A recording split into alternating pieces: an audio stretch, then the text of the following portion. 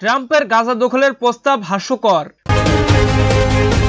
মার্কিন president Donald ট্রাম্পের গাজা দখলের প্রস্তাবকে হাস্যকর অবহিত করে নিন্দা জানিয়েছে উত্তর কোরিয়ার রাষ্ট্রীয় সংবাদ মাধ্যম। বুধবার 12 ফেব্রুয়ারি এক মন্তব্য প্রতিবেদনে এই নিন্দা জানানো হয়েছে। উত্তর কোরিয়ার রাষ্ট্রীয় বার্তা সংস্থা কোরিয়ান সেন্ট্রাল নিউজ এজেন্সি এই মন্তব্য সরাসরি ট্রাম্পের নাম উল্লেখ না করে বলা হয়েছে, নিরাপত্তা ও শান্তির জন্য ফিলিস্তিনিদের মনে যে ক্ষীণ আশা বেঁচেছিল তা ওই প্রস্তাবের কারণে ভেঙে যাচ্ছে।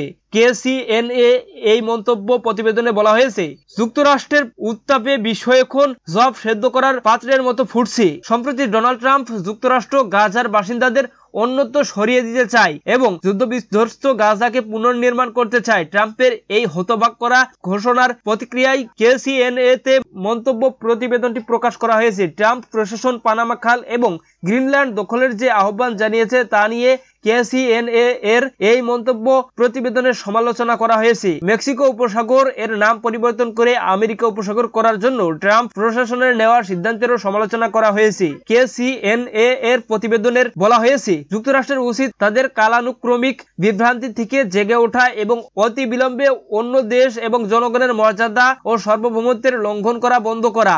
একই সঙ্গে যুক্তরাষ্ট্রকে চাঁদাবাজ বলেও অবহিত করা হয়েছে। উত্তর কোরিয়া প্রায় আন্তর্জাতিক বিষয়ে পশ্চিমা দৃষ্টিভঙ্গির বিরুদ্ধে কথা বলে থাকে।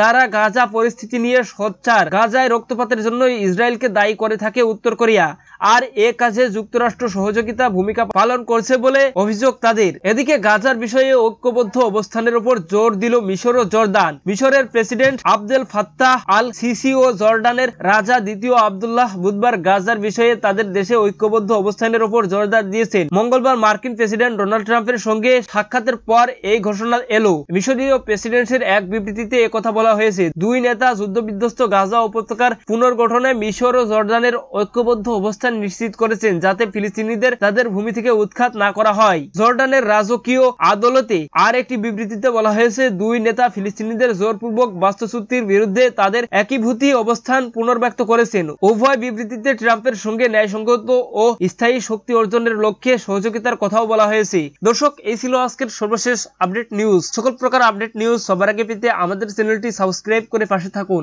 ধন্যবাদ সবাইকে। আল্লাহ হাফিজ।